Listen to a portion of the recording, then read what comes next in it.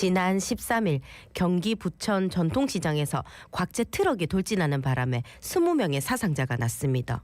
이 사고뿐만 아니라 전통시장 주변에서 노인 보행자 사고가 많이 발생하고 있는데요.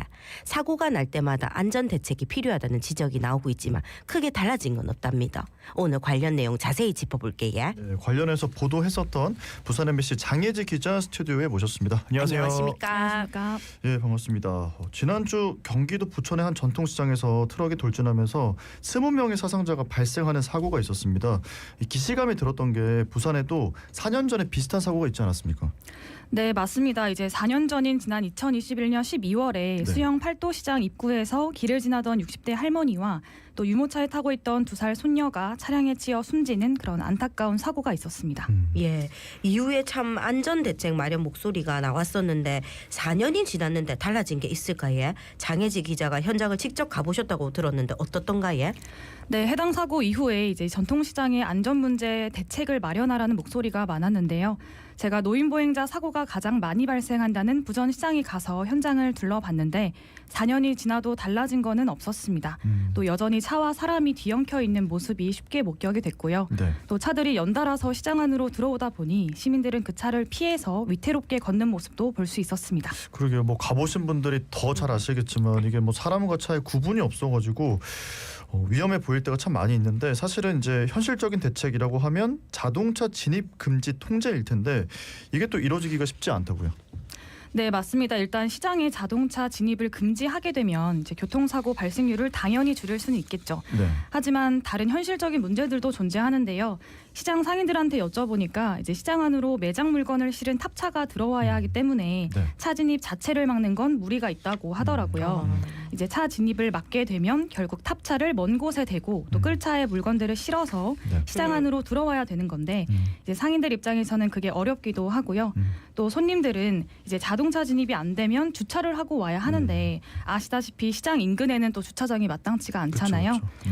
결국 안전을 위해서라면 자동차 진입을 막는 게 맞지만 또 네. 상인과 손님들 간의 여러 이해관계가 얽혀 있다 보니까 이제 쉽게 결정할 수는 없는 것 같습니다. 예, 여러모로 어려움이 있네. 근데 실제로 부천시장 내 발생한 교통사고는 몇 건이나 됩니까? 네, 교통사고 분석 시스템에 따르면 지난 2022년부터 3년간 부천시장 내에서 발생한 차량과 보행자 간 교통사고는 총 106건이었습니다. 네. 특히 피해자 중 70%가 60세 이상의 고령이었습니다. 현장에 직접 가서 취재를 하고 오신 거잖아요. 가서 봤을 때 전통시장에서 좀 이런 사고가 계속 반복되는 이유가 뭐라는 생각이 들던가요? 우선은 전통시장 안에 길 자체가 매우 좁은데요. 지난 13일에 20명의 사상자가 발생했던 부천시장의 경우에도 보면 네. 이제 해당 시장의 통로가 4m에 불과했는데 제가 부천시장의 통로를 재보니까 3m가 채 안 됐습니다. 이처럼 길 자체가 매우 좁은 데다 또 네. 판매 매대도 길에 나와 있다 보니 차량이 질주를 해도 시민들이 신속하게 대피하기가 어려운 건데요. 그래서 인명피해가 발생할 가능성도 또 크다는 평가가 나오고요. 네. 또 인구 밀도가 높은 데다 시장을 방문하는 손님이나 상인들의 연령대도 대부분 고령이다 보니 네. 교통사고가 발생했을 때 그 피해 정도가 더 큰 것으로 보입니다.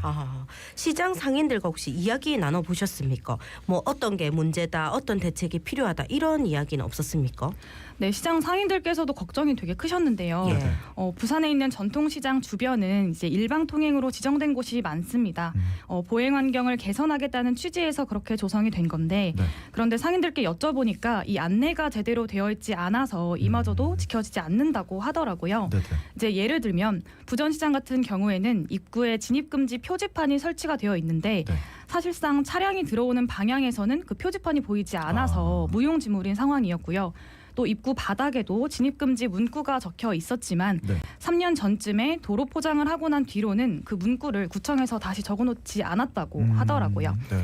또 결국엔 그런 하나하나의 좀 사소한 행정이 상인들의 안전에 직접적으로 도움이 될 수 있는데 네네. 이런 행정 조치를 다시 점검하는 과정이 부족해 보인다는 의견을 들었습니다. 그러니까 사소한 것들이 모여서 좀 큰 사고로도 이어질 수 있는 좀 위험한 상황이라는 말씀이신 것 같은데 이게 지금 뭐 부천시장 상황이 그렇지만 뭐 부산의 다른 전통시장 상황은 또 어떨까 이런 것들도 궁금합니다. 어떻습니까? 네, 맞습니다. 일단 행정안전부 조사에 따르면 2020년 기준 교통사고 다발 지역에서 발생한 노인보행자 교통사고 중에 네. 65%가 시장 주변이었습니다. 제가 부산의 또 다른 전통시장도 방문을 했는데요. 네네. 이제 남구 못골시장이나 또 중구 신천지시장 경우도 3년간 각각 58건 또 46건 교통사고가 발생했는데 네. 모두 60세 이상의 피해자 비율이 절반가량을 차지했습니다. 네. 예, 현재 지자체들이 조례로 전통시장 주변 도로를 노인보호구역으로 설정할 수 있다고 하더라고요. 네, 맞습니다. 이제 도로교통법에는 지자체 조례로 노인보행자 사고가 많은 곳을 노인보호구역으로 지정하도록 되어 있는데요. 네. 4년 전 수영 팔도시장 사고가 발생한 이후에 부산시 의회에서도 해당 조례를 제정했는데 이제 해마다 실태 조사를 통해서 사고가 많은 곳을 노인보호구역으로 지정할 수 있도록 하는 내용이었습니다. 네. 하지만 4년이 지난 지금 부산의 노인보호구역이 총 84곳이 있는데 네. 이 중에 전통시장은 단 한 곳도 없습니다. 가장 큰 이유로는 시장이 노인보호구역으로 지정이 되면 이제 주정차 단속 카메라 설치나 또 위반 시 과태료가 높아지는 등 규제가 따르기 때문에 상권 위축을 우려하는 상인들의 반발이 컸던 걸로 알려졌습니다. 참 이 딜레마에 빠져 있는 것 같은데요. 지난 9월 전통시장 일대를 노인보호구역으로 지정하는 내용의 도로교통법 개정안이 발의가 됐지만 이게 또 현재 상임위에서 계류 중이라고요? 네, 맞습니다. 지난 9월에 이제 이모선 더불어민주당 의원이 전통시장을 노인보호구역으로 지정하는 도로교통법 개정안을 발의했습니다. 네. 현행법에 따르면 앞서 말씀드린 바와 같이 지자체 조례로 이제 전통시장 주변 도로를 노인보호구역으로 설정은 할 수는 있는데 네. 이게 강제성은 없습니다. 따라서 전통시장을 명시적으로 노인보호구역 대상에 포함을 해서 이제 차량 통행 속도를 시속 30km로 제한하고 네. 또 과태료를 가중 부과하자는 내용의 발의안이 제출됐지만 아직은 이제 상임위에 계류 중인 상태입니다. 예, 부산시는 내년부터 전통시장 주변을 노인교통안심구역으로 지정해 계도해 나갈 계획이라고 하더라고요. 노인교통안심구역으로 지정이 되면 뭐가 어째 달라지는 겁니까? 네, 맞습니다. 부산시는 우선 이번 달에 네. 이제 경찰과 함께 전통시장 주변 현장 조사를 벌인 뒤에 시범 지역을 정하고 이제 내년부터 본격적으로 전통시장 주변을 노인교통 안심구역으로 지정해서 계도하겠다는 계획을 밝혔는데요. 네. 규제 위주의 노인 보호구역 대신에 계도 위주의 안심구역으로 만들겠다는 겁니다. 노인교통 안심구역으로 지정이 되면 안전 울타리와 표지판 또 노면 표시 같은 시설을 보강하게 되는데요. 네. 주변 환경을 안전하게 개선해서 사고를 막겠다는 취지입니다. 취지 자체는 바람직하지만 네. 사실 규제가 없는 단순 계도가 얼마나 효과가 있을지는 의문입니다. 좀 지켜봐야 되겠네요. 자, 장혜지 기자가 어쨌든 단기간에 아주 밀도 있게 이 문제에 대해서 고민을 해봤을 거잖아요. 취재를 하면서 전통시장 직접 가보시고 취재도 하면서 뭐 이거는 꼭 좀 사람들이 알아야겠다 이런 내용이 있었을까요? 네, 제가 전통시장을 또 둘러보고 최근에 발생한 사고도 많이 보니까 네. 느꼈던 거는 전통시장에서 발생한 교통사고를 볼 때 이제 단순히 차량 운전자의 과실 문제로만 볼 게 아니라 보행자와 차량이 공존하는 공간의 문제에도 주목을 해야 한다고 생각하거든요. 네. 또 특히 전통시장은 시민들에게는 또 일상이고 상인들에게는 삶의 터전이기 때문에 좀 더 장기적으로 안전시설을 강화하고 또 실질적인 안전대책이 마련되었으면 좋겠습니다. 아니 근데 이야기를 쭉 들으면서 아까 부천시장이 그 입구가 한 4m였고 부천시장이 3m면 더 작은 거잖아요. 이런 걸 좀 넓히는 이런 방법을 한번 생각해 보기에는 또 어려움이 있을까요?